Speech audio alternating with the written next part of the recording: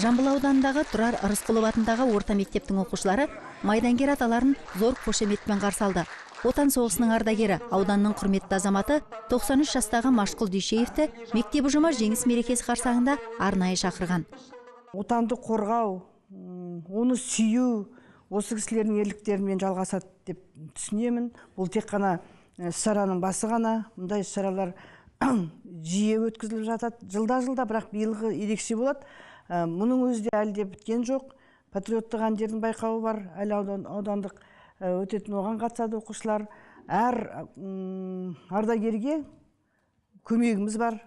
Театр үйірмесіне қатысатын оқушылар Ғабит Мүсіреповтің «Қазақ солдаты» романының желісі бойынша Кеңес одағының батыры Қайырғали Смағұлдың ерлігі жайлы шағын қойылым әзірлепті.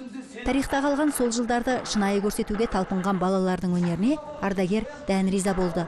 Қойылымнан соң балалар ақсақалмен сұхбаттасып, көптеген сауалдарына жауап алды.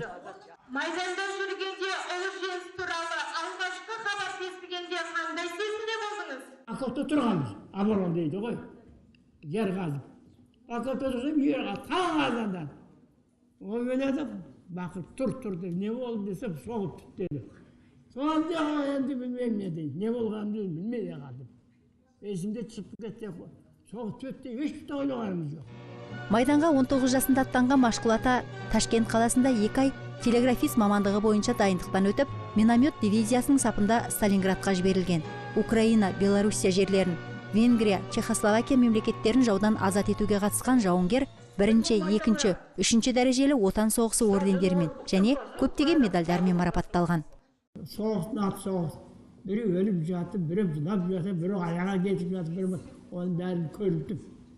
Көргенге ұмытармен, көргенге арқадағыр бөр көздеген дұрыс екен. Майдангер сұрапыл жылдарды еске алып тағылымды әңгіме айтты. Оқушылар сол бір кезең жайлы естеліктерді қызыға тыңдап, осы кешке арнайы дайындап келген өнерлерін ортаға салды. 1-ші сынып оқушысы Әлина Жұматай өзі жазған «Жеңіс күні» атты өлеңін тарту етті. Жеңіске биыл 70 жыл, баршамыз оған ризамыз. Ерліктерін батырлардың ешқашан біз ұмытпаймыз. Әлия мен Мәншүкке мен қайсар қыз боламын, өз отанын қорғайтын патриоты боламын.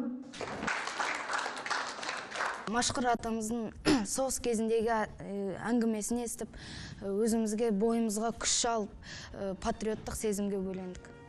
Кездесуден соң оқушылар Машқұл атамен бірге Мәңгі алауға барды. Жауынгерлер рухына тағзым етіп, гүл шоқтарын қойды.